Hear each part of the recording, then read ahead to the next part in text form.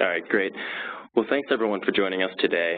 This is the first in a series of third-year Western Governors Species Conservation and Endangered Species Act Initiative webinars. Today's webinar is titled Species Conservation Funding. I'm Zach Bodane, Policy Advisor for Wildlife at Western Governors Association. And before I introduce the moderator and our panelists, I'd like to quickly describe the Western Governors Species Conservation and ESA Initiative and go over a few logistical details for the webinar today. So background on the initiative, so the WGA Species Conservation and ESA Initiative started in 2015 as the initiative of then Chairman Governor Matt Mead of Wyoming. The initiative was created to create a framework for states and stakeholders to share best practices in species management, promote and elevate the role of states in species conservation efforts, and explore ways to improve the efficacy of the ESA. The initiative has involved an examination of ESA to see what's working and what isn't, but the effort also goes beyond consideration of just the ESA and also examines and highlights innovations related to species management and species conservation and considers means by which state resources and private resources could be better leveraged. So in the past years, thoughtful discussions conducted through webinars just like this and work sessions have led to the development of a WGA policy resolution and a set of detailed recommendations on species conservation and the ESA. But that's not the end of our work on these issues. As this webinar serves as the official launch to the third year of work under the initiative, we now turn our focus to funding, among many other species conservation issues. Obviously, funding is a topic of critical concern to all stakeholders and wildlife managers. So I'm hopeful that this webinar today will serve as the first step in a series of many meaningful dialogues that we conduct on the issue. Some quick logistics. I'm joined by our moderator today, Tim Mayle, the Executive Director of the Environmental Policy Innovation Center. I'll let Tim and the panelists introduce themselves in just a moment, but first, a few quick details. Each panelist will deliver brief opening remarks. Following those remarks, Tim will then ask a few questions of the panelists to begin a moderated discussion. Following the moderated discussion amongst panelists, we'll have an open question and answer session that is open to all attendees.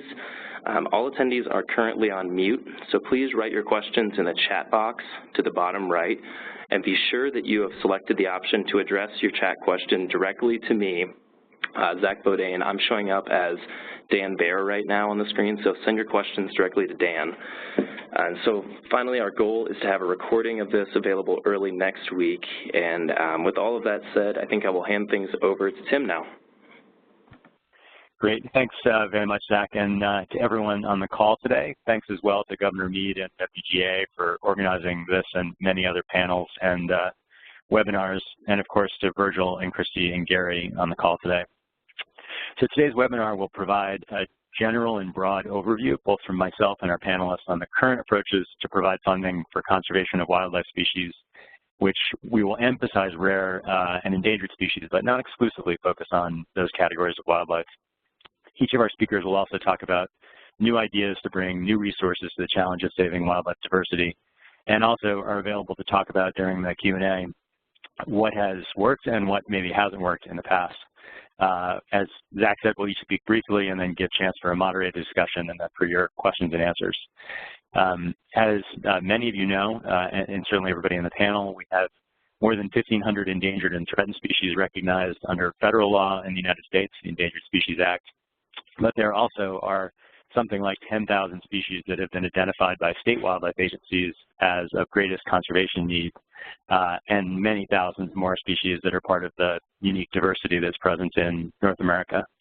Conservation efforts, including many described in past webinars and meetings led by the WGA, are responsible for helping protect this diversity of life. Those conservation efforts span work by state wildlife agencies like Virgil's, scientists and researchers, nonprofit groups like Christy's, businesses, and federal and other government agencies. And there's wide agreement across the spectrum that the resources available, the funding and other resources available for wildlife conservation, and perhaps also the ways we allocate those resources, are just nowhere close to the task and the scale of maintaining healthy and diverse wildlife populations. Zach, I don't know if my slides are present in the panel. You might just go to the first slide and let's see if that's a endangered species funding slide. No. No problem. So I can talk without slides. I can work through this. So I'm going to just sort of give you a quick summary of some things that our panelists are going to dive a bit deeper on, starting with federal funding, the funding for Gary's U.S. Fish and Wildlife Service. There's lots of different ways to look at money that goes to wildlife within the U.S. Fish and Wildlife Service, and specifically to endangered species. There's cooperative grants for state wildlife agencies, funding for the federal agencies themselves to consult over actions that would affect or could affect wildlife, funds for science, and funds for regulatory decisions like listing or critical habitat. Gary will probably go into this in more detail and give different perspectives. But one way to look at that funding, since going back to the point at which the data is available in, for example, the 1980s, is to control for inflation, how much a dollar's worth today versus 1985, and control for the number of endangered and threatened species. So there were hundreds back in the beginning of the federal list, and now there are more than 1,500. If you control for the number of species and you control for inflation, the U.S. Fish and Wildlife Service budget for endangered species has barely budgeted in 30 years. So it was just about $100,000 per species in the 1980s.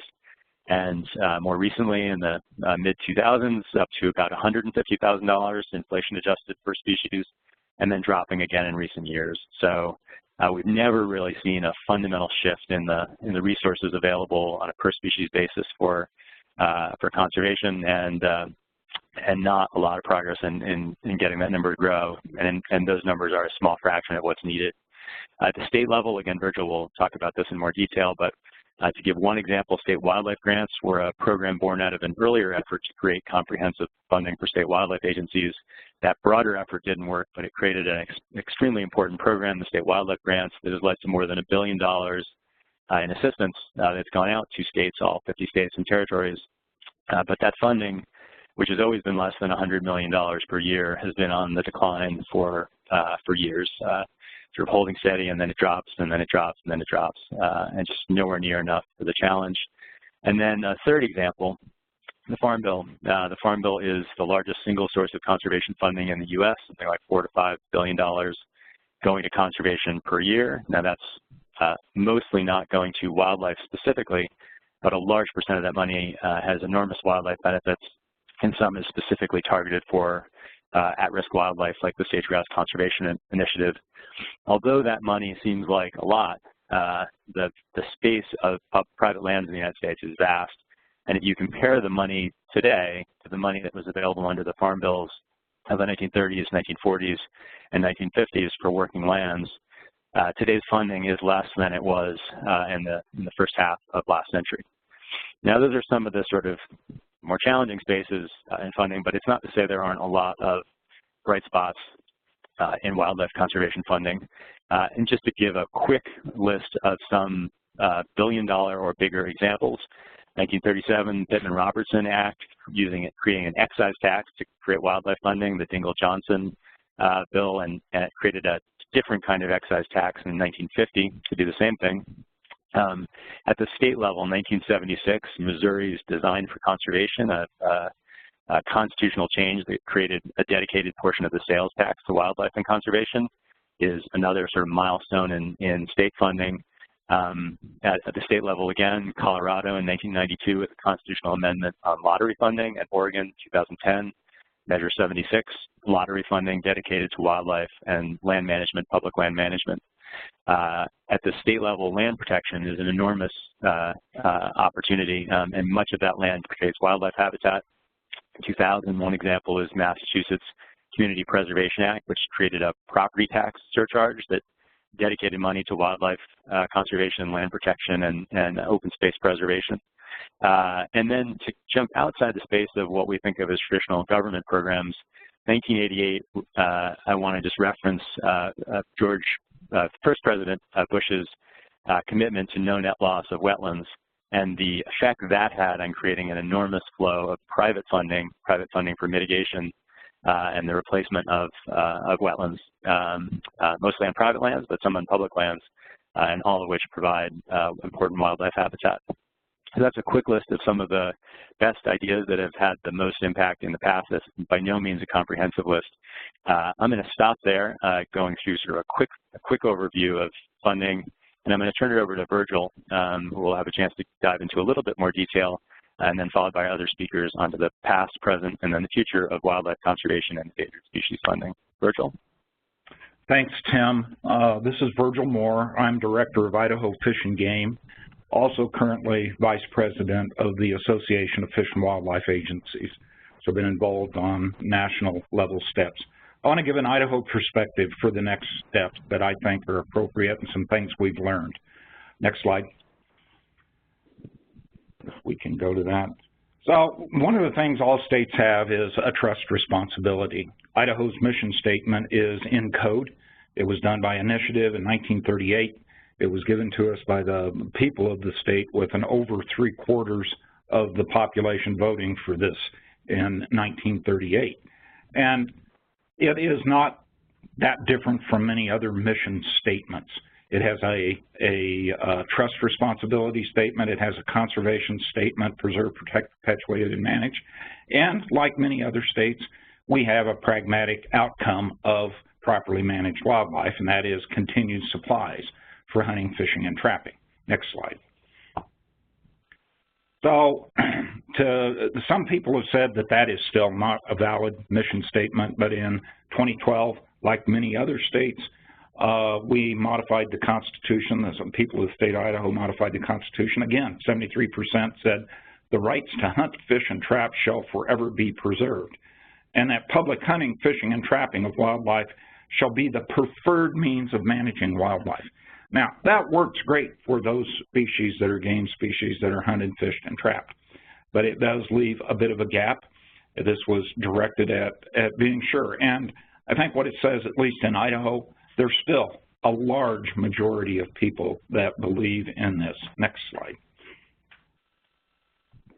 So another example, again, this is a good example, is 91% of Idahoans consider the state's abundant wildlife an important reason to live in Idaho when compared to many other reasons that are out there. It shows a huge constituency base aware of wildlife. Next slide.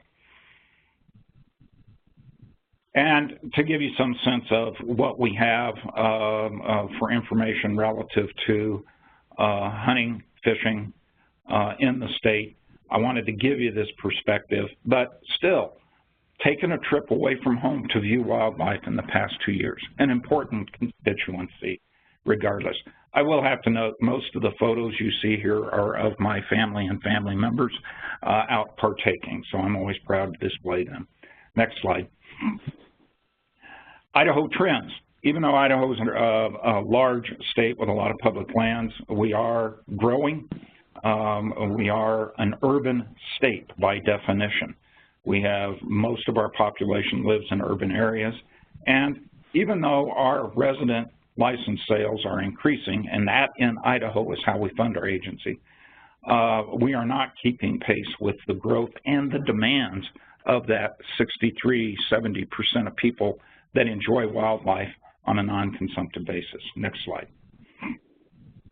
So a quick look to give you some sense of Idaho. Over $100 million budget, no general funds.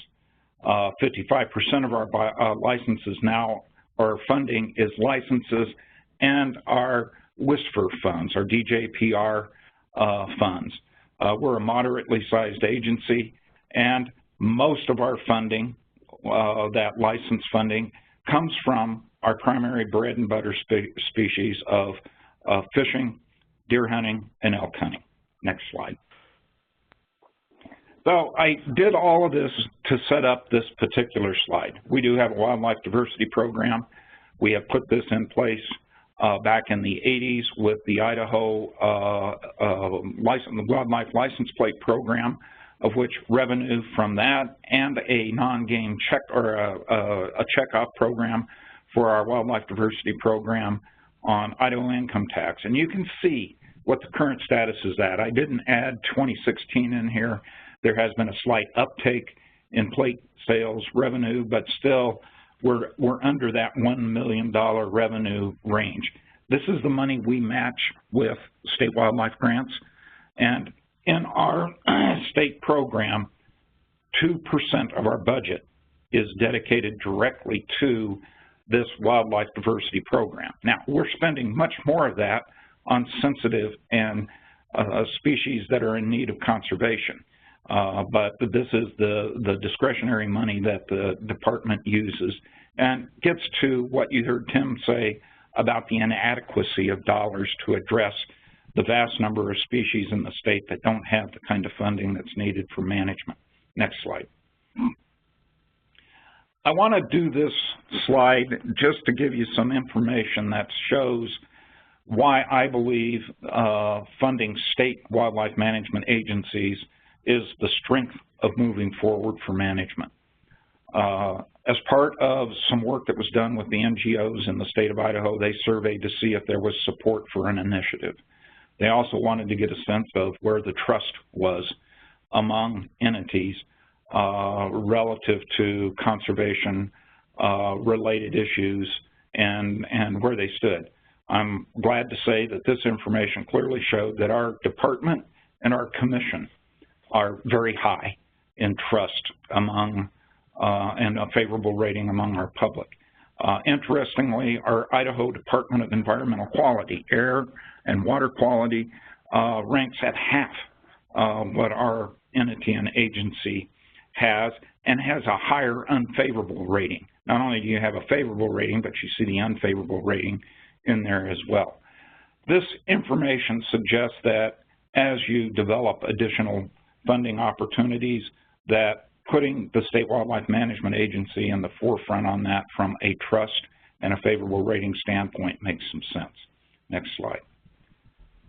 So what I will also say is this entity, the NGOs surveyed to see whether there was support for an initiative in Idaho relative to an online sales tax, trying to capture that internet sales tax into conservation-related issues and open space issues. And you can see from that pie that it fell below that critical 50% threshold. It is possible to educate and get that up there, but it certainly demonstrated anything that looks at taxes, at least in the state of Idaho, and this was done 4 years ago, is got a bit of an uphill battle. It convinced me that this approach in Idaho may not have the viability that we once thought it did in terms of moving forward.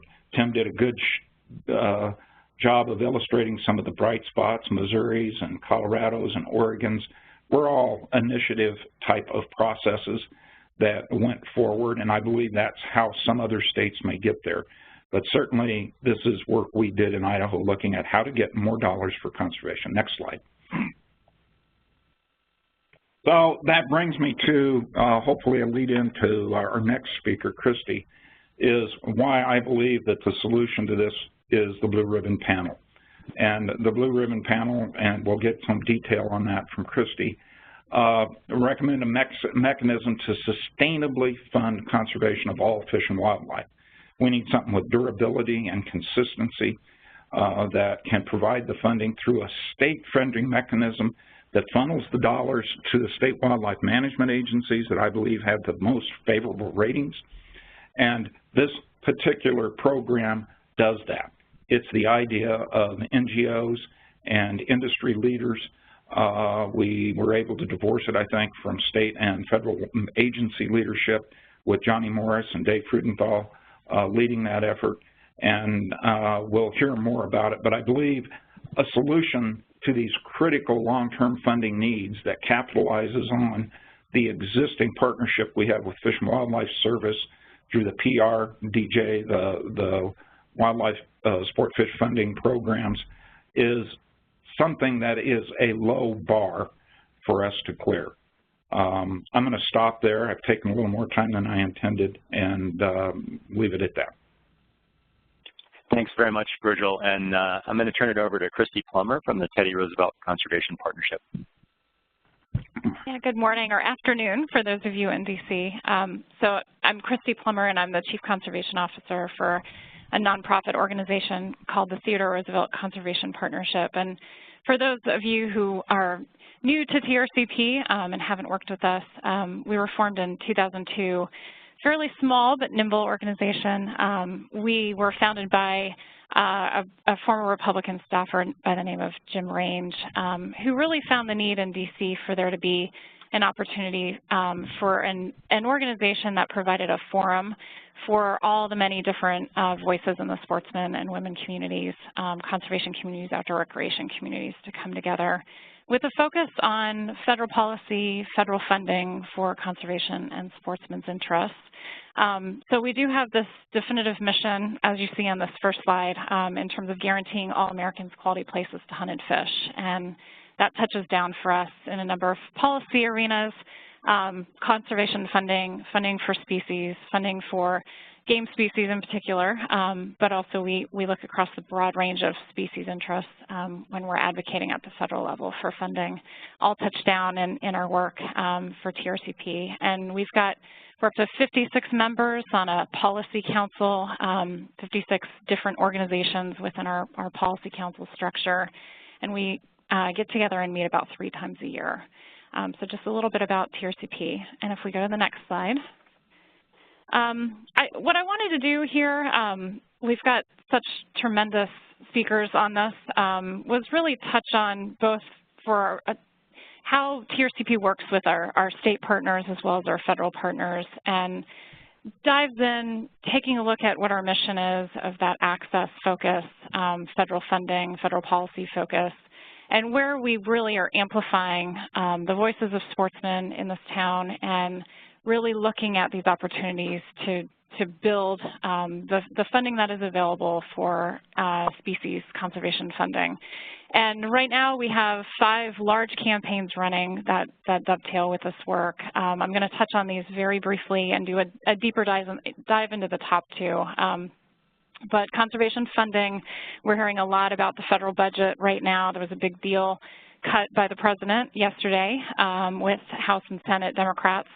And we're hearing, as of this morning, McConnell's on board with that, which is good news when it comes to conservation funding, because it keeps us ticking along at a fairly level funding for the next couple months at least. And I'll touch on that in just a bit. As Virgil mentioned, Recovering America's Wildlife Act and the Blue Ribbon Panel, I'll also do a bit of a deeper dive on, but that's a high priority for TRCP and our partners. We've spent a lot of time at our policy councils updating our organizational members on that and really thinking about the path forward. Another big campaign we have running right now is the Farm Bill, and specifically Title II conservation programs. We have a policy center dedicated solely to agriculture policy, and we really see just tremendous opportunities. It's one of the largest federal funding sources out there for how we move the needle on species conservation programs working within the private land structure. So I did want folks to know we're closely tracking the Farm Bill. We expect this to be up for reauthorization in 2018. And so there's a large effort going on within the nonprofit conservation communities, working again with our federal and state partners to sustain funding, potentially even build funding where possible for Title II conservation programs. Tim touched on this a little bit. I think Gary will cover this as well. LWCF, Land and Water Conservation Fund, Cooperative Endangered Species Conservation Fund, Section 6 of the Endangered Species Act.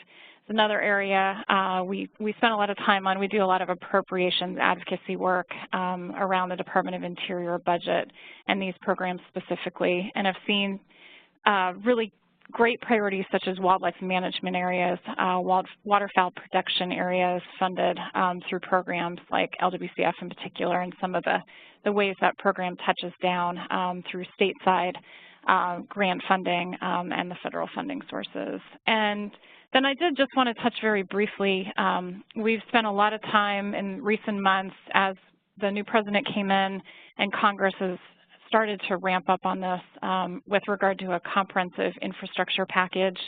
TRCP's Policy Council sent a letter to the president yesterday along with Congress signed by 38 of our members, which is a marker letter, and it laid out what we would like to see in a comprehensive infrastructure package. 2 key priorities for us include both sustainability of the outdoor recreation economy and infrastructure tied to that.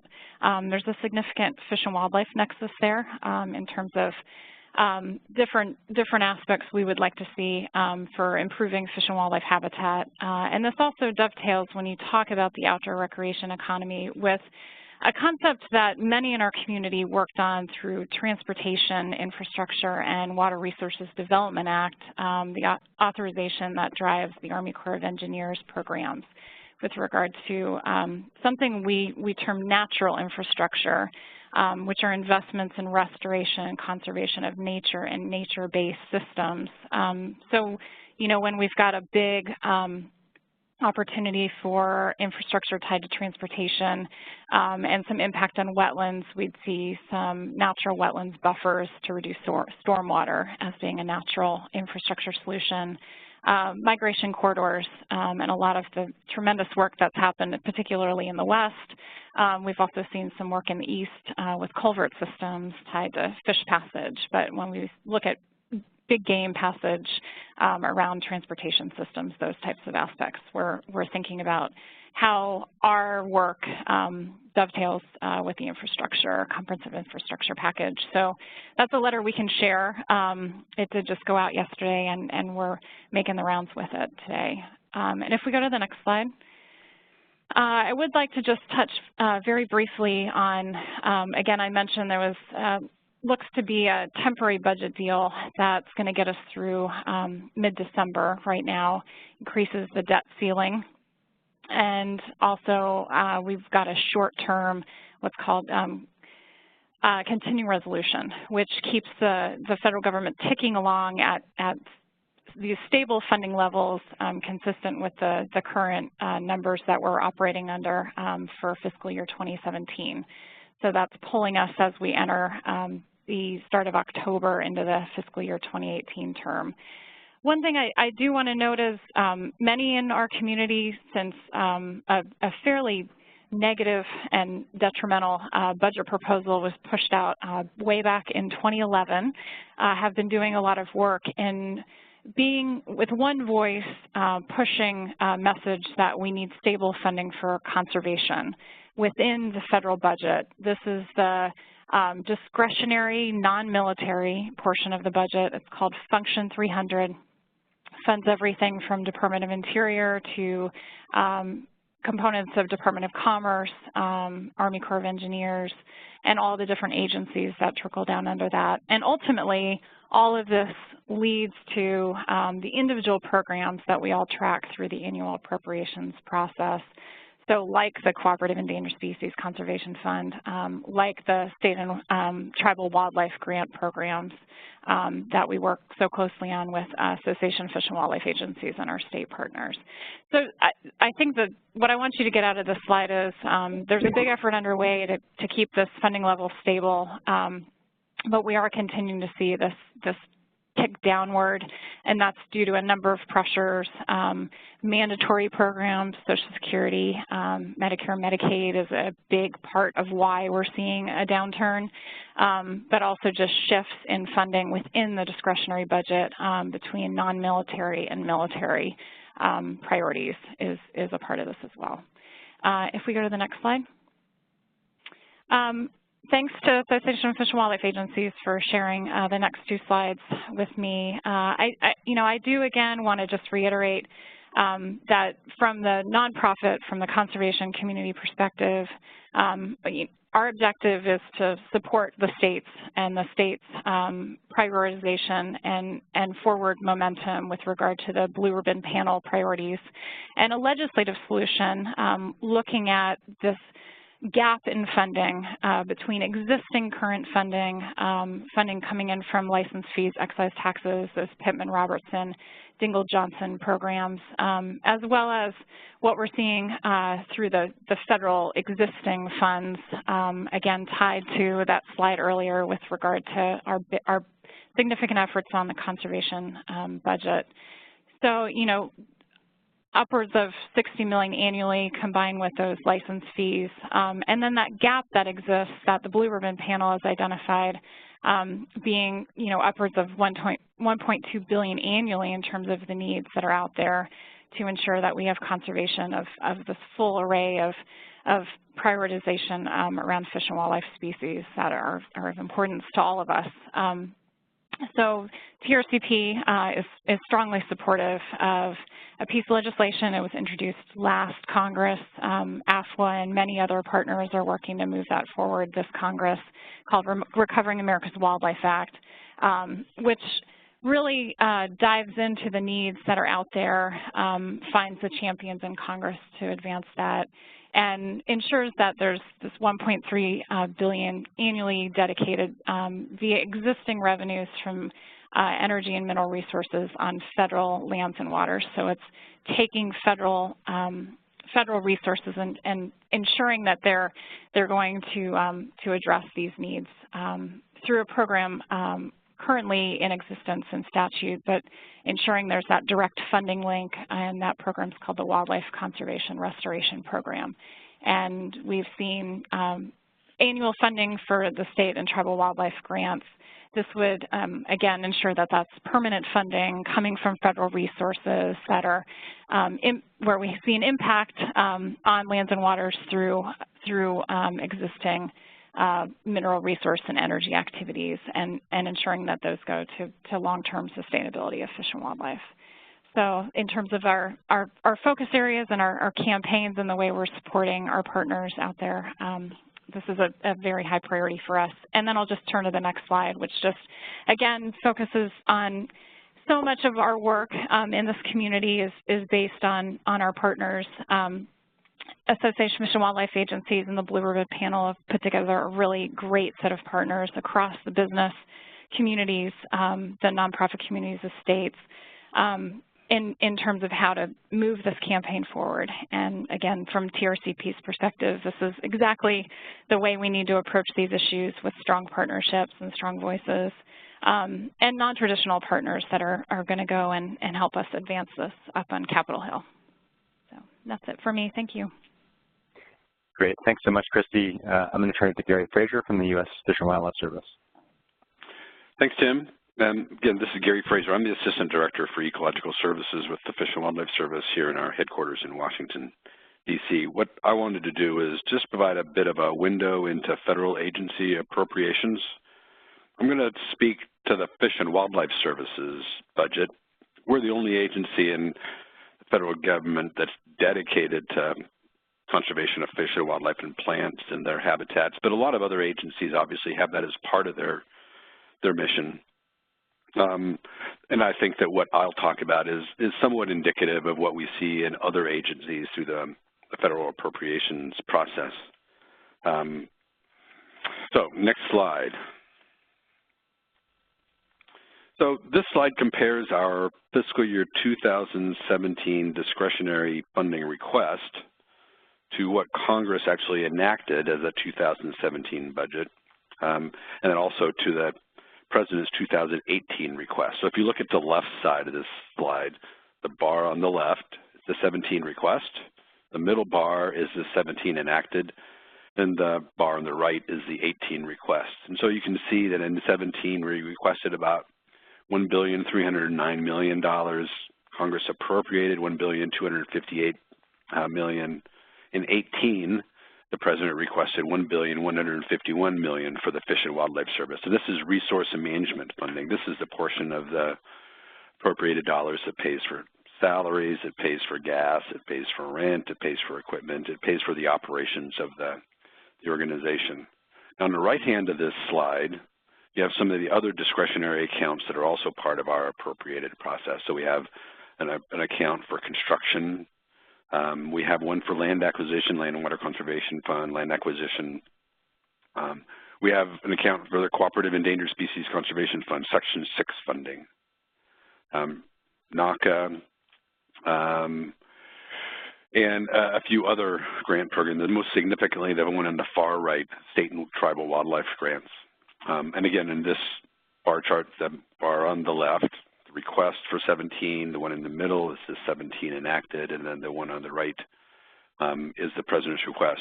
And in this chart, you can particularly see that in some of these grant programs and land acquisition programs, there are significant differences between the 17 enacted and the President's request. This is the first request of this new administration, and it's probably indicative of the the way we will see subsequent requests. I can't speak to the 19 requests, but we're going to have at least 3 other budget requests that will be coming out. And so I think that the 18 request probably provides a reasonable roadmap for what we'll be looking for in terms of how the appropriations process starts with what the President requests for funding. So next slide. So this takes the Fish and Wildlife Services resource management funding and it breaks it out into our different program areas. So if you look at between 12 o'clock and 2 o'clock, that blue slice there is ecological services, the portion of the program, the portion of the agency that I manage. Just about $240 million, about 19% of the overall services budget. Within this $240 million, we have a relatively small amount, $20.5 million is for the listing function. Small, but it certainly is one of the more challenging parts of our program. About $103 million of this is for our environmental review function, called planning and consultation subactivity. About $32.5 million is for conservation and restoration work. That includes candidate species conservation efforts, but other sorts of restoration and information tools like the National Wetlands Inventory, our Natural Resource Damage Assessment and Restoration function, our administration of the Marine Mammal Protection Act, Coastal Barrier Resources Act. So that all falls into that category. And then lastly, within ecological services, we have about $84 million for recovery. This is dedicated towards recovery and delisting of already listed species. So ecological services, those are all within ecological services, but really every part of the Fish and Wildlife Service is focused upon conservation of fish and wildlife and plants in some manner. So you can see the biggest program within the Fish and Wildlife Service is the National Wildlife Refuge System. Obviously, minute units of the refuge system are dedicated specifically for conservation of endangered species and species at risk, but they all contribute to that. But every other program, fisheries and aquatic conservation, migratory birds, law enforcement, habitat conservation encompasses our Partners for Fish and Wildlife program, all focused upon conservation of fish and wildlife, particularly at-risk species in some fashion. But this kind of shows you how the resource management funding within the Fish and Wildlife Service is allocated. Next slide. So this provides a little bit more illumination on those other discretionary accounts. So if you look at the purple slice that's in the middle of that collection up in the top right, purple slice is Section 6, the Cooperative Endangered Species Conservation Fund. That's about $53.5 million in 17 enacted. And then another very important part for this discussion today is the state and tribal wildlife grants, which is that lime green slice at the bottom. That's about $62.5 million. So you can see these discretionary accounts, which include grant funds, how they relate to the overall resource management appropriation for the Fish and Wildlife Service. Next slide, please. So this slide is just bringing home a point that Tim and Christy and others have all noticed, that while the amount of money we're talking about is real money, and you can accomplish real things to that, it still is not up to the task, and it's not staying abreast of the demand. So this slide shows the top line, the blue line, shows the trends in appropriated funds from 2001 to 2018 in real dollars, nominal dollars. But the red line below, this is an inflation adjusted, this is constant dollars amount, and you can see that we are going downhill. So just within this time frame, the U.S. population increased by approximately 16% from about 282 million to 325 million. Number of listed species increased by about 37%, about 1,216 to 1,669. But over the same time frame, adjusted for inflation, our appropriated funding for conservation within the Fish and Wildlife Service decreased by approximately 28%. We are definitely having to do more with less. And it's hard to be optimistic that within the federal appropriated funding arena that this is not going to continue. So When I've participated in most of the WGA workshops, and just great, really innovative ideas, often, though, tied to, well, we need federal funds to help us move this along. It is hard to be optimistic that federal appropriated funding is going to be up to the task to address those conservation needs that we all see and the tools that we have. And so this is an excellent opportunity to look at other sources of funds and think about how we can, in fact, be most strategic about pursuing the resources that we need to accomplish the conservation objectives that we have. With that, I'll close. Great. Thanks very much, Gary and Virgil and Christy as well. I want to ask you guys a few questions, but this is more of a clarifying question for Christy and for Virgil.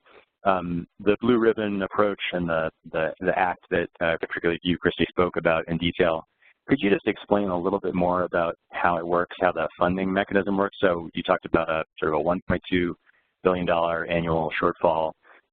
What does the legislative proposal actually do in terms of, how does it create funding?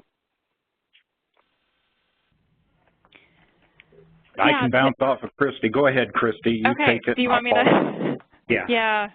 Yeah. I mean, Tim, we've been making a run at this concept through a number of different programs, and I know that we've got some AFWL partners on the phone. I think ultimately, in terms of the mechanisms, there's this account that was set up back in fiscal year 2001, and this annual authorization for the state and tribal wildlife grants program. But this account is the Wildlife Conservation Restoration Program account. It doesn't have permanent funding or dedicated funding, and it's just been out there. And a big part of what we've been looking at as we continue to see these declines in various conservation programs is there's a lot of funding that exists through one revenue source, which many of us have been working with Congress on for many, many years now, with regard to revenues that are generated from oil and gas development within the Outer Continental Shelf. There's also an increased ramp up in looking at onshore oil and gas revenues, and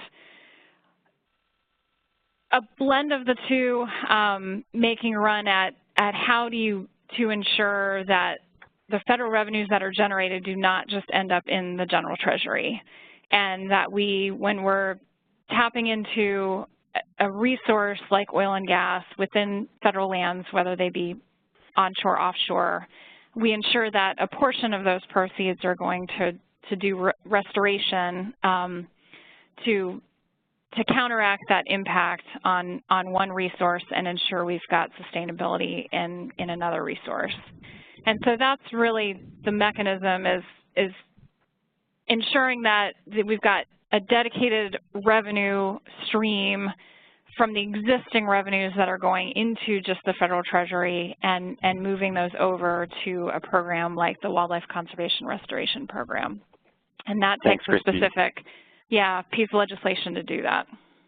Great. And Virgil, did you want to add anything? Yeah, real quick. The mechanism, that particular account, Wildlife Funding and Conservation Account, is in Pittman-Robertson legislation. It's a sub-account. And the funding comes from the royalties, as Christy explained. But the money flows back to the states in a manner similar to the way Dingell-Johnson and Pittman-Robertson's funds flow, based on a formula of the size of the state and the population of the state. And so each state gets a portion of that. Based on that, there are minimum states that get a minimum regardless of their size. There are maximum states that can't get any more than that. Very similar. It works through the same mechanism we currently have in partnership with the Fish and Wildlife Service for our federal aid program. And that's the beauty of it. It doesn't really make a new program. It just simply uses the existing program to deliver those federal funds back to the states to do the conservation work that's expected for all species. Thanks, Virgil. And Virgil, let me turn to you first with the next question. We've talked about a few examples of sources of funding that are available for species that are not federally listed. When, and we're all aware, I'm sure most of the people on the phone are aware of examples of species where there's a petition to list the species, something like the sage grouse, and that stimulates a flurry of activity, political and conservation focused and otherwise. Do you have an opinion in terms of whether the impending listing decision or petition actually serves as a catalyst for getting additional resources to that species?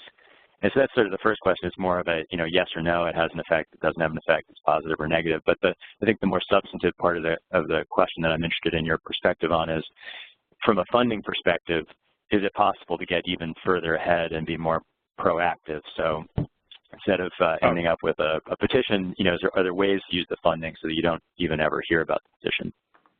So the answer is yes and yes. And so the detail on that is anticipated or ESA actions have prompted us in partnership with a lot of other folks to develop conservation strategies and management plans for individual species in an attempt to show that our ability to deliver conservation is adequate such that ESA is not needed. Good examples of that, Idaho has several.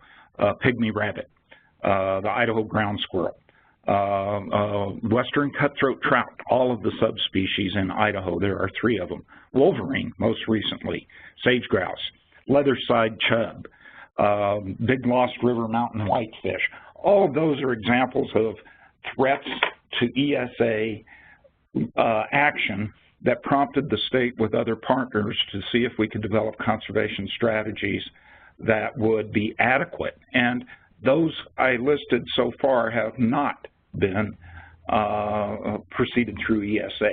With additional funding and using our state wildlife action plans, we have a prioritized list of species based on the need of the species, not the action of others relative to ESA, to try to get those management plans and conservation actions in place such that we will never need to use ESA.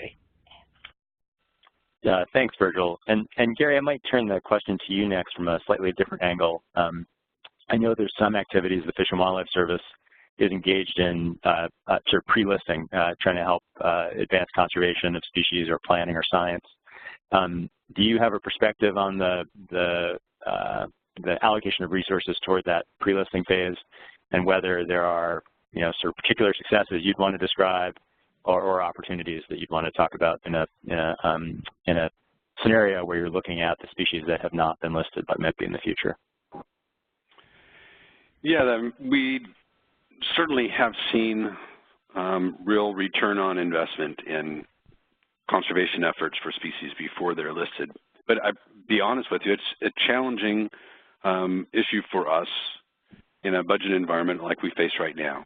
We don't have jurisdiction, we don't have any authority over most of these species. So we're operating under a very general technical assistance authorities that we have under the Coordination Act and Fish and Wildlife Act and such. And because these are positive programs, we're rarely challenged on why we're funding that. But when it comes to limited resources and how we invest the dollars that we are able to get through our appropriations process to things that are inherently federal, for which we have clear authority and responsibility to do, versus these other things that we want to do, it becomes very difficult for us to maintain that level of presence. And you could see the ship beginning to turn in our fiscal year 18 request, where we had to dial back within at least ecological services on the money that we dedicated towards candidate conservation efforts. We still have other programs, Partners for Fish and Wildlife, coastal program, that are dedicated to these sorts of proactive, voluntary conservation efforts for species, all species, particularly those that are at risk and not yet listed. But it becomes a difficult challenge for us when we have to choose about which one of our fingers we're going to lop off in a declining budget environment. Is it going to be the one that's needed to deal with an inherent federal responsibility, a mandatory duty of ours, or is it going to be one that is a good work that we want to do, but that there are other parties that are out there we don't have a clear responsibility? So it's difficult. I think that the choices that we make are going to be even more difficult going forward in the budget environment we face. Thanks, Gary. Christy, anything you want to add? You know, I just pulled up one of our sage-grouse letters, and you know, I think what we've seen with the combination of the sage-grouse initiative and a variety of different funding sources going into that effort, we've got Pittman-Robertson funds going in there, but also complemented by a large amount of NRCS and Farm Bill funds, and this large coordinated, you know, really for the first time ever across an 11-state region, really looking at how do we ensure this species doesn't end up listed. You know, we've been successful so far through a lot of coordination and a lot of tapping into a variety of different funding sources across a range of different programs at the federal, state, local, and private levels has made a huge difference. So, you know, I think just thinking about those opportunities to partner and opportunities to pull different funding from different places to keep species off the list is that, you know, the ESA has very much been a driver for making sure that everybody is at the table early and moving forward together. Great, thanks. Just sort of noting something Virgil brought up at the very beginning. Virgil, you gave the example of the sort of polling result on, I think it was a sales tax proposal on some dedicated funding with, initially at least, you know, not more than something close to a 50-50 split in terms of support. But you and I both gave some examples of a number of other states that have had successes on either legislative proposals or a proposal that involved voters engaging on new funding. And Christy, of course, you've spent a lot of time on various ballot measures across the country, particularly for land conservation, but also for you know, diversity of other uses, wildlife conservation, public lands management, and many of those are successful. But we talked about the history of sort of big federal national efforts to create dedicated funding. We've talked a bit about the Blue Ribbon Panel's recommendation on a new one. But do you all have any perspectives on sort of what is it that creates the public support backed up by, you know, legislature where that's a part of the process? What is it that creates that public support for, you know, a big new allocation of funding, either an increase, a tax, or a fee, or just a change in the allocation of some existing revenue to go to wildlife conservation? Wow, Virgil, that's a question. Yeah. Certainly, I think from the states that I'm aware of, and the two that I'm most keenly aware of are Oregon and Idaho, the public supports and understands this stuff. Actually, their awareness is way higher than I think we give them credit for what they consider quality of life things. Clean water is the #1 thing. When you poll people, they want clean water. But right after that, clean water becomes those open spaces and fish and wildlife related issues. So really, it comes down to, do you have ability to communicate and provide information that motivates people to get out and take action if you're seeking an initiative approach to do things. And like I said, most of the successful efforts in the nation have had some organic initiative foundation. It was the populace. That's how Idaho Fish and Game was formed in its current governance, was through an initiative in 1938. And so I believe that if we're going to move these forward in many of our other states, we've got to find that collaborative approach that brings everybody together to either show to a high enough degree that legislatures will act, or to take that issue by the horn ourselves through our conservation communities and get that done. In Boise, as an example, the Boise Foothills Initiative within the city of Boise, they passed a tax on themselves to put money in the bank to buy and provide access to the foothills. That has been approved twice. Now, that's just a very small piece of the state of Idaho, but it shows people see tangible value in open space and wildlife-related issues. Thanks. And Christy? Yeah, I mean, I would add, you know, that it's actually surprising the number that Virgil put up. We tend to see when these actually are primed and ready to go through the ballot and, you know, through a general election, anywhere upwards of like 76% approval for the various funding mechanisms. Often in recent history, there has been a clean water nexus with that, and that's where we've seen the highest numbers.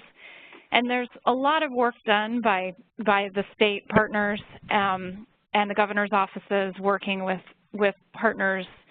I'll throw out a couple: Nature Conservancy, Trust for Public Land. I know NWS has been very engaged in these, and some other key partners. To sit down early, so if they do see a number like 50% in some initial polling, then really sitting down and thinking through how to ensure that it does, once it reaches the ballot, ends up more in the 70% range, and that there's going to be a win. And there's a variety of ways to go about that. Sometimes they've been paired with things like education. Obviously, a clean water nexus combined with a wildlife nexus has been very successful in certain places.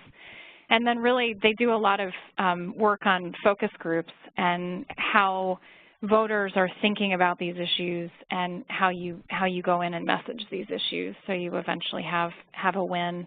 But I know for any given initiative in a state, this can take, you know, it can be a 3 to 5 year process. And it's been really fascinating to see. So an example like Minnesota, where my organization just spent a lot of time last week thinking through and learning more about that program and how it ties in with the Farm Bill. There was a lot of work done on that constitutional amendment in Minnesota. It took years and years to put together, but ultimately it was sort of a winning combination of messaging and the right partners at the table and pushing the message out that made the difference there. Great. Thanks to you both for that response. And one thing I would just add is, you know, I just think it's interesting if you look at the different strategies over time in terms of where funding comes from. So, for example, some of those older sources of funding at Pittman-Robertson, for example, are user fees in some way. There's some connection between the revenue being raised, who it's being raised from, and the funding going to that audience's priority. And I know we had a struggle on this, you know, almost 20 years ago now, 15 years ago, on you know, an excise tax or a fee at some level for unrecreational equipment, you know, binoculars, birdseed. That's all been part of a discussion. And Christy, for example, you mentioned the supporting the, you know, the recreation economy of the United States. So there's that sort of user fee approach, and then there's where there's just general revenue, and as you all have noted, places where the public simply supports an allocation of resources toward something they care about that affects their quality of life. The nexus between the source of the funding and you know, the use of it doesn't have to be as clear. Lottery funds, for example. And then, Christy, you brought up funding associated with energy and minerals, maybe extraction, and that's a sort of a different category, something that has an effect, an impact on the resource, on wildlife, and a way to describe that connection as this is a reasonable allocation of funding to offset. And the example I just bring up is that there are these estimates of what may happen in terms of revenue for California's state wildlife agency in the context of legalized marijuana farming, and the fee associated with that would generate revenue for the state wildlife agency, and how much funding, you know, estimated at you know, potentially more than $100 million a year, that could go into what is effectively wildlife conservation, fixing damage in some cases, but also proactive wildlife conservation. I want to turn to a different question. And I think Zach can correct me if I'm wrong, but you know, sort of welcome at some point questions from the audience as well that Zach will help moderate and curate to get to our panel. But my last question, Gary gave the example or gave a line that I want to dig into a little bit, which is in talking, as we all did, about funding, Gary talked about the need to do more with less.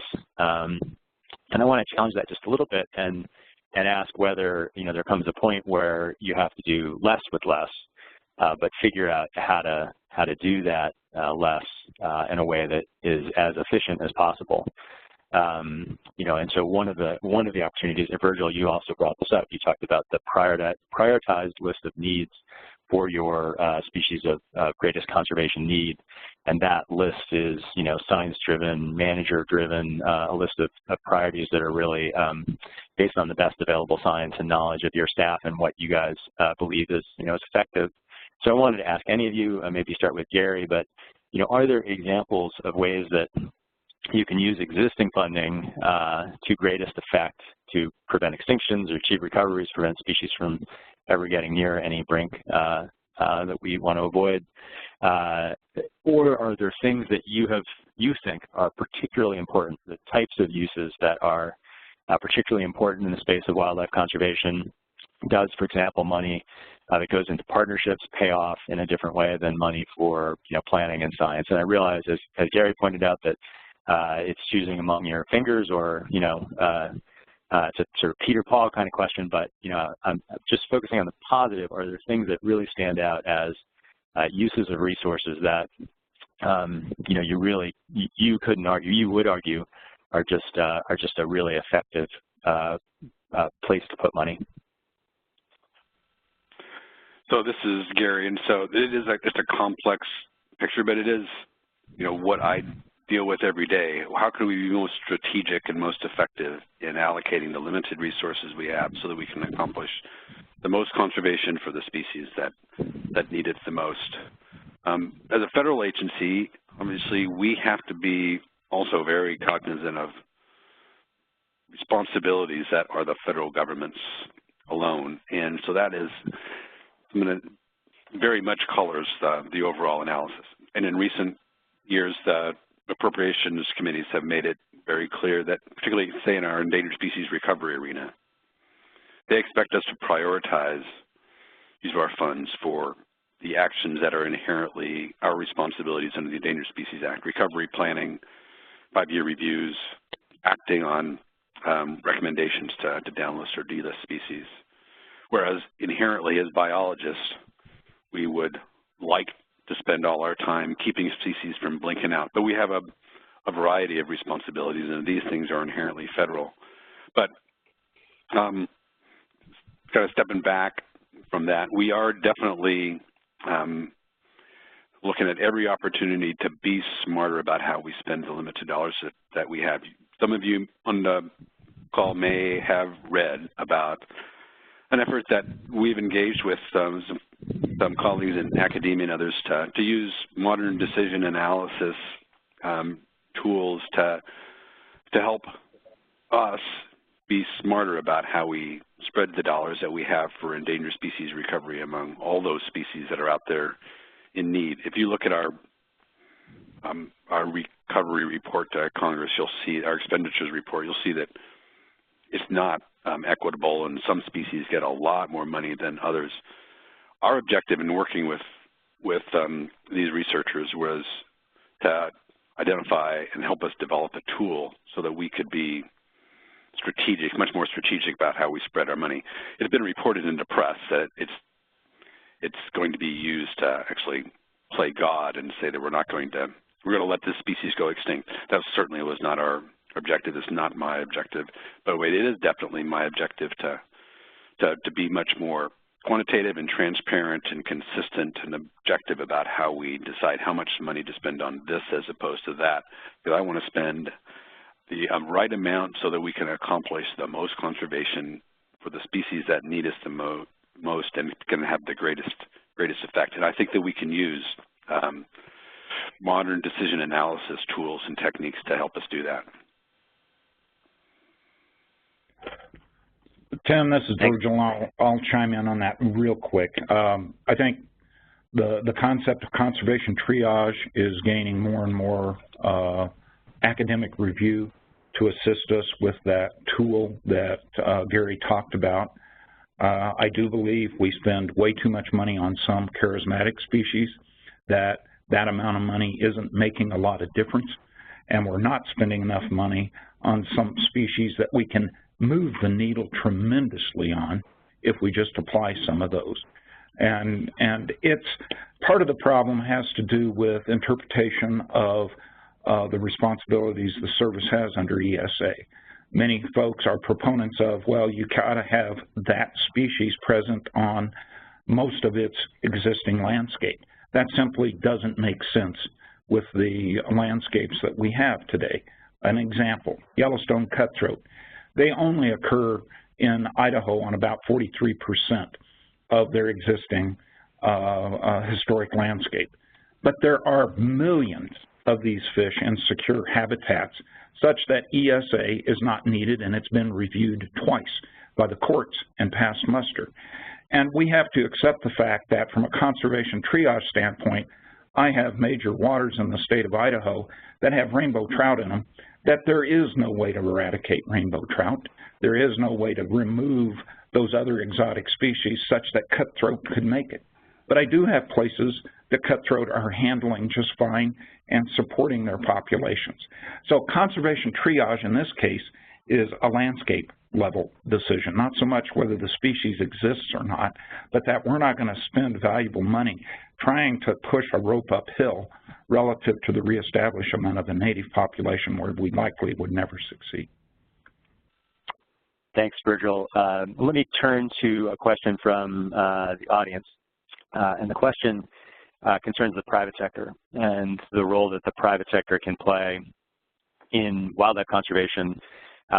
Sometimes in the case of, it might be private but philanthropic money, but in other cases it's profit-seeking funding. And the specific question here is, what can help take barriers down that are currently keeping, profit-seeking private money from playing a role? Now, let me just back up and give a little bit of context. There is an unprecedented amount of money going into sort of the green energy economy around the world, including the United States, where, for example, funds that are based often on, for example, European or American pension funds, retirement funds, are allocating money toward what are green investments, green infrastructure, water investments, energy, renewable energy farms, transmission lines even. So that's one example, and the oft-quoted sort of statement about that is that there are literally billions of dollars that those investors would like to allocate toward things that are, quote, green, that have a strong sort of sustainability or environmental outcome associated with them, where they can earn a 1 or 2 or 3% rate of return. I mentioned at the beginning mitigation, for example, mitigation banks. There's 140, I think, Gary, mitigation banks for endangered species. There are also lots of habitat conservation plans, some of which take 10 or 15 years to negotiate. But in this context of the role of the private sector, do any of you have ideas you want to share or information you want to share about what it is that could help that private funding in appropriate circumstances really play a big role for wildlife conservation? Well, this is Gary. I just note that, the conservation efforts that are associated with HCPs, with conservation banks, with mitigation banks, those are all designed to mitigate for harm that otherwise occurs. So we're talking about essentially a do no harm goal as opposed to actually advancing the ball. But there are ways that we might be able to piggyback onto those tools. And one was,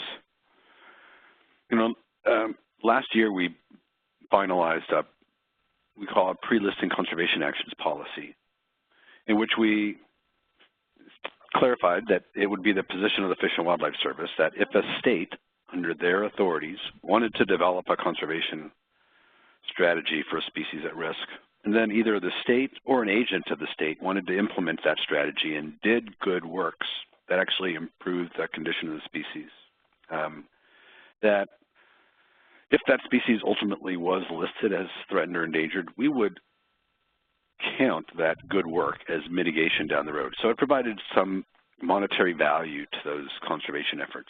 We had as part of our policy, though, that we would accept as mitigation only a portion of that at least 10% needed to be actually a net conservation benefit to the species. So it was designed to give states a tool that they could use at their discretion under their authorities for managing species that were not yet listed and for which the federal government had no authority, but provide some sort of financial value to those conservation investments so that industry in particular might be induced to step up and participate in early conservation efforts. And that is that the sum total there would be not just an offsetting from future harm, but actually a net conservation gain. So there are ways, I think, that we can be creative to use policy and various authorities to try to tap into those sorts of private markets to advance conservation. Thanks, Gary. Virgil or Christy, do you want to add anything? Tim, it's Christy. I mean, I think, you know, this is putting my old hat on working for Nature Conservancy, but there were a couple of really interesting models that I know they were diving into with some of their investment partners. And, you know, I think there are other groups looking at these types of opportunities, whether in the private sector or the nonprofit sector or, you know, state, federal space. I think a really interesting, both of these are fairly young and still in development focus areas, but this whole concept of nature-based infrastructure with regard to buffering the impacts of hurricanes like we see, probably not a Category 5, but some of the storm surge impacts we'd see from a slightly less significant storm. And just how the insurance industry is approaching this concept of storm buffering, dune infrastructure, wetlands infrastructure that protects the coastal systems, obviously with habitat benefits for species writ large when you put in place these natural nature-based systems rather than a hardened shoreline, which we see in many places along the coast. So that's just one area that, again, you know, I have looked at a little bit. I know there are many out there and probably many on this call who are taking a look at that and diving into the details on how to make those types of private funding mechanisms through the insurance reinsurance construct successful. And then there's some really cool stuff happening at the land acquisition, looking at longer term projects where you've got sustainable timbering and a shift from a loblolly pine system. A lot of this has been a focus in the southeast to a longleaf pine, a much more native to the system, eventually something that would be less focused on timbering, less sustainable timbering, more high quality habitat in a native system, and just ways that you can finance a longer term land acquisition and restoration project and use private dollars to do that, eventually with that those project areas being turned over to a state or federal owner. And in that case, again, the need for a sustainable funding, what we call takeout of that large project when you've got a cooperative deal and a nonprofit and a private investor in place, and eventually shifting that over to either a donation or an acquisition by a federal or state partner. There's a lot of different pieces that come into play there, but just another area which is a pretty exciting place and sector where we're seeing some private investment. Great. And I'm going to jump in with an example as well on this. And the progress so far has been, Christy referred to a lot of the work in this space as being relatively young. And this is an example from work more in the water quality space, but also overseas, where you have, for example, in California and in Maryland, the state using what are called performance contracts to basically requisition for the outcome. So, you know, instead of buying wildlife conservation, habitat enhancement, management, and protection has a service where you as a state agency or a federal agency are involved in a very day-by-day basis in overseeing and implementing a project, potentially with contractors. This is an approach where a state or local agency puts out a request for proposals and is basically taking the lowest bid and the lowest and best bid in terms of delivering an outcome, and the state or the local agency pays for the outcome, when it's delivered, and often at a significant, by the agency's own data, a significant cost savings to achieve the outcome, and sometimes a faster process. So in for example, Montgomery County, Maryland, where I live, there's a big contract like that for basically stormwater treatment using green infrastructure. And there are other examples. In California, the example is wetland restoration in the Bay Delta, and the opportunity to deliver under the Eco Restore plan of Governor Brown a certain acreage of restored habitat, in part a significant part to benefit an endangered fish, the Delta smelts, and also salmon populations. And those are places where the private sector is working as a contractor as part of the restoration economy to deliver whatever outcome the agency says it wants in whatever units it says it wants. Overseas, the sort of interesting thing that is going on is the ability to create what is effectively an index, starting to quantify the kinds of biodiversity, wildlife outcomes that you want on a landscape, and setting a price for those outcomes. So the way we think of Farm Bill programs today is Farm Bill programs pay for a practice and activity, put a backhoe next to a stream, recontour the landscape, plant trees. You pay for the backhoe hours, you pay for the labor, you pay for the tree planting, you pay for the watering, you pay for the fencing. The approach that is being taken, for example, in Great Britain is to create an index. What is the value that they will pay for a restored stream buffer, and someone delivers a restored stream buffer and you just pay for it. So those are examples where basically just a shift in how one thinks of restoration work and how one thinks of it versus is supposed to a service. You think of it as a commodity that you purchase, and that may be another interesting space for wildlife conservation. One of the reasons why the private sector opportunities are interesting is because then those private sector businesses become stakeholders whose future prosperity and quality of life depend on that business thriving and having that sector engaged side by side with recreationists, with hunters and fishermen, with state agencies and federal agencies and conservation NGOs is a shift in how wildlife conservation has been supported in the past.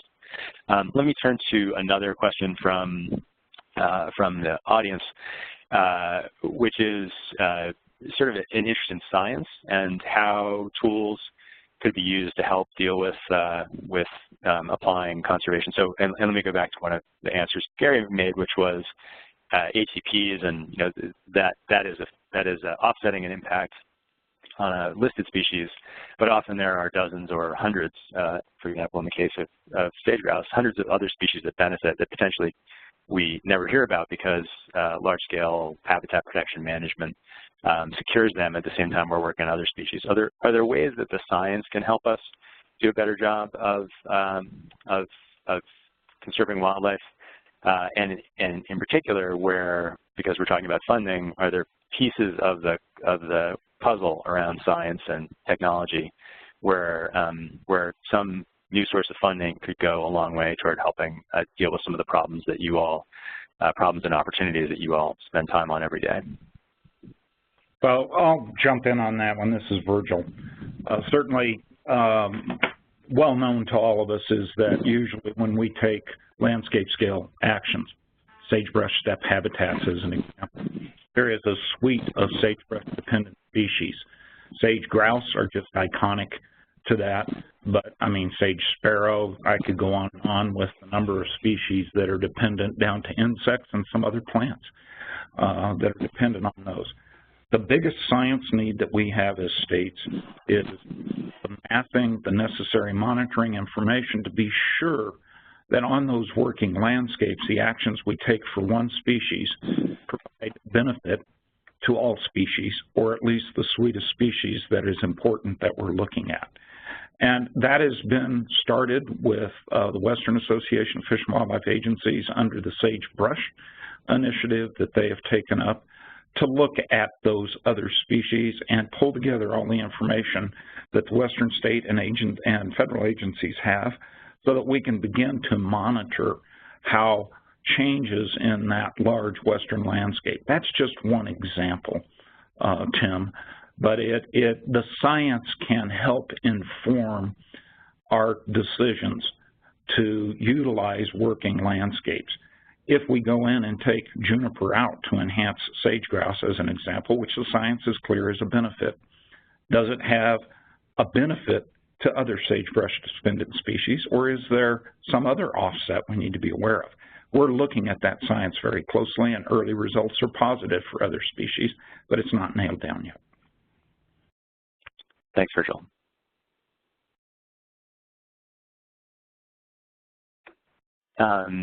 Let me turn back to Farm Bill. Another question from the audience. Christy, you brought up Farm Bill earlier as a TRCP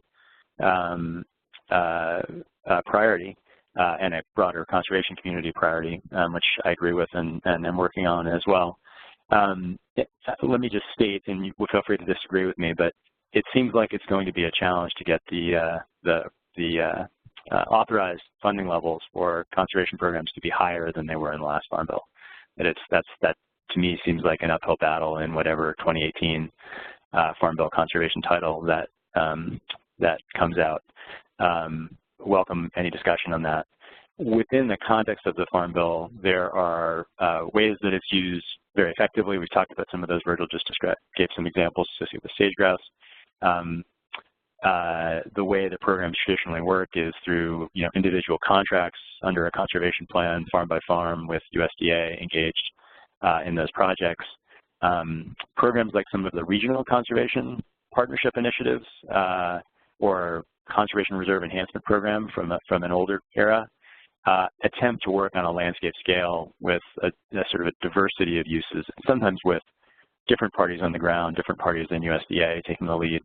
So that's one example of what might be effective, newly more effective partnership-focused approaches in the Farm Bill. Christy, do you or Virgil and Gary, feel free to jump in here too, do you have other ideas on how the next Farm Bill can be specifically targeted to achieve some of the priorities that you see for wildlife in the country?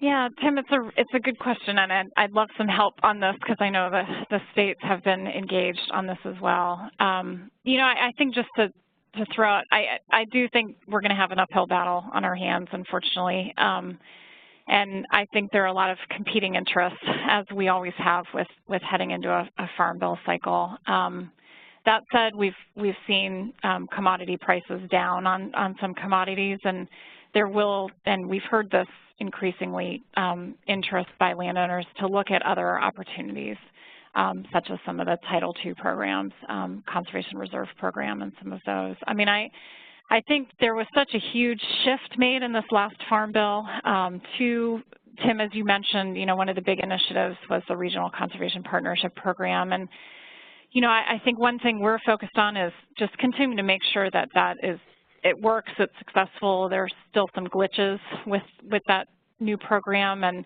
working through the NRCS process and similarly with some of the easement programs, making sure that NRCS and BLM are talking to one another, and just ensuring that what was accomplished in the last Farm Bill continues to move forward, and we've got a strong structure. I mean, I think there's some new innovations that have also come up recently, again, back to the Conservation Reserve Program, where there's a lot of interest increasing the total acreage cap for that program.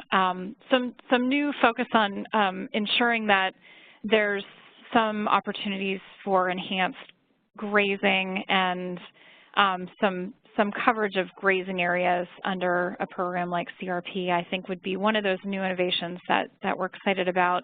We're still fairly early in this process. We've got a platform, but we've got a lot more work to do in terms of where we take our initiatives from here. But I think our focus is strengthening the programs as much as possible, making sure they're stable. We've got increases where that is possible, but also those types of of new enhancements to programs where we've heard on the ground that there's interest, and broadening the scope of users of those programs will be a big focus. So unfortunately, not a ton of details right now, but you know, we're really interested in having this ongoing conversation for the next 6 months about where we go from here. What I will tell you, Tim, is that the Association of Fish and Wildlife Agencies has this as a top priority. Most of our state agencies have Farm Bill coordinators that are working, but Christy nailed it. It's stability. We don't want to see that funding go down. And I think that your graph clearly shows that the Working Lands program has been one of those growing areas, and it's an area that I'm very interested in seeing stability or growth in as we move forward, because I think that's where the strength of the program comes from relative to species conservation and management. We have some great successes with CRP. There are other components of the Farm Bill that give similar successes out there, but we need some ability to have the stability there to maintain those programs for the benefit of those species. Sharp-tailed grouse in Idaho is a great example of where without CRP we wouldn't have recovered that species and have the populations we have today. Great, thanks, Virgil. We're getting near the end of our time. Let me put one more question out there, but I also want to encourage all my panelists to feel free to go back to anything that came up before that you want to sort of reemphasize, or otherwise, you know, just make a comment on something that that you want to get, you know, on the table before the end of our call. The last thing I wanted to sort of bring up, and this comes back to Gary's data. Gary gave the number that for recovery, there's something like $84 million allocated for recovery associated, endangered species recovery associated functions. Putting that in context, we just talked about the Farm Bill, a few $1 billion a year for funding. Again, from Gary's graphs, $53 million going into the Cooperative Endangered Species Fund, going to states, $62 million in state wildlife grants. So the amount of money we actually allocate through the Fish and Wildlife Service to recovery is small. And the sort of the question that I often find myself grappling with is, how is it that, you know, giving money through the Farm Bill is popular enough that we put $4 to $5 billion a year in it, but something like endangered species conservation, which has like 2 TV channels dedicated to back-to-back wildlife shows about, you know, things, critters that people love, we've faced so many challenges in trying to expand that funding. And I think there's this, obviously there's this perception that differs across country and among different sort of parts of the stakeholder community on the regulatory side of ESA and Fish and Wildlife Service's perception as is it a science agency, is it a regulatory agency, is it a management agency, you know, grant making agency, and I wonder about that question of the perception of where the money goes and whether there's ways to think about strategies that could yield more money for recovery of actually, you know, listed species beyond the state wildlife grant and money for at-risk species. And if there are strategies that could help create a box around funding for recovery that would have some sort of staying power with a different audience in DC and nationally to say, well, this money is not for regulation, this money is going to proactive work. And if any of you have thoughts on how to sort of make the case for that, that would benefit. And sort of the one part of that I would note is the sort of sustained interest across a handful of the recent federal administrations, presidents, in expanding the number of species that are designated as recovered or proposed as recovered, and putting money into, in the second Bush administration, it was showing success preventing extinction. There's this discretionary money that the Fish and Wildlife Service was very creative and innovative in creating dedicated funding to help species get across that last threshold to be delisted. Do you all have thoughts on sort of not really necessarily the mechanism, but more of the philosophical and value-based approach to try to get resources focused on recovery?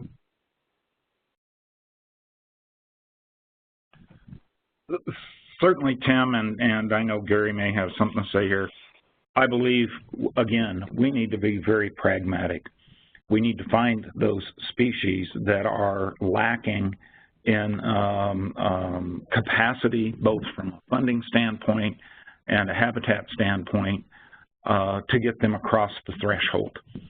Often the service unfortunately gets tied up into legal conundrums and process management that isn't necessary to meet the needs of that species. Some of these large charismatic fish and wildlife have occupied a huge amount of time and financial resources at the cost of perhaps moving some other species across that threshold. And I think we need to bring the conservation community together, whether it's litigants on both sides, and sit down and have a really honest discussion about how do we allocate limited resources to move this as best we can versus spending tons of resources, human resources and dollar resources, in litigative, legal, and procedural matters that really the species don't benefit from.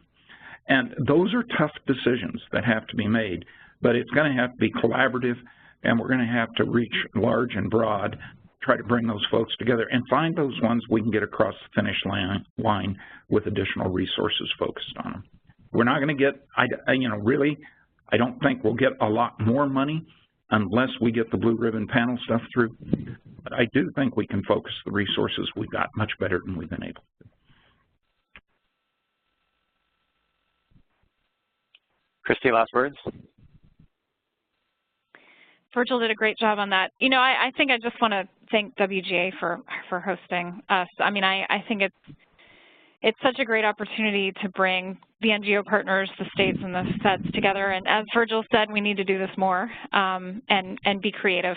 I think we all need to be creative because I think with sequestration hitting us again and the budget the way it is and Congress often at a standstill, that we really need to find alternative paths forward. Thanks, Christy. And Gary, any closing thoughts? No, same here. I think that the work of WGA to take on that. Gary, you're a bit faint. Do you hear me? There we go. Is that a little better? Yes. So again, just to echo Christy's thanks to WGA. I think that this Species Conservation and ESA initiative has been one of the most productive things in bringing people together, thoughtful people, really constructive people to tackle hard stuff, to identify a common mission and look for ways to try to work together to accomplish that. And this third year is, another illustration of their commitment and staying power on this. So very much appreciate it. Great. Well, thank you all. I'll turn this back to Zach, but my thanks as well to WGA. I look forward to more conversations about this sort of funding question for wildlife, and also just noting that I had some slides that didn't show up today, but we'll get those to you in a document that'll be available afterwards, along with the other slides, as well as contact information for all of us. So thank you for joining the call, the webinar today, and Zach, back to you. Thanks, Tim. And thank you to Tim and all the panelists, and most of all, thank you to everyone who showed up today and asked some really good questions. I'm really pleased with how it went, and again, just want to thank everyone for what was a really insightful discussion. So a few housekeeping things. Look for a wrap-up email that'll come later this week or more likely early next week with the link to the webinar recording on YouTube and a summary of some of the key discussion points we brought up today. We'll also include the panelists' presentation slides if you want to have those for reference.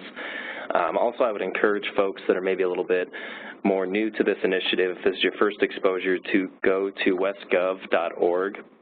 And there you can find a page for the Chairman's Initiative, the Species Conservation and ESA Initiative, where you can look at some of the case studies that we put out, some of the best practices and resources that we have highlighted there, but also dig through and see some of the past meetings that we've done on this. We have live-streamed discussions from workshops archived there. We have our resolution, the recent recommendations we put out in the reports. So I would encourage folks who are interested to look at that. And then finally, just thanks again. Hope to see everyone at our next webinar. We're going to be announcing that pretty shortly here. Not 100% sure what the focus will be yet, but it may very well be digging in a little bit deeper on some of these funding issues. So just stay tuned for that as we will be announcing it. So with that, I would say thanks to everyone. Thank you, Tim.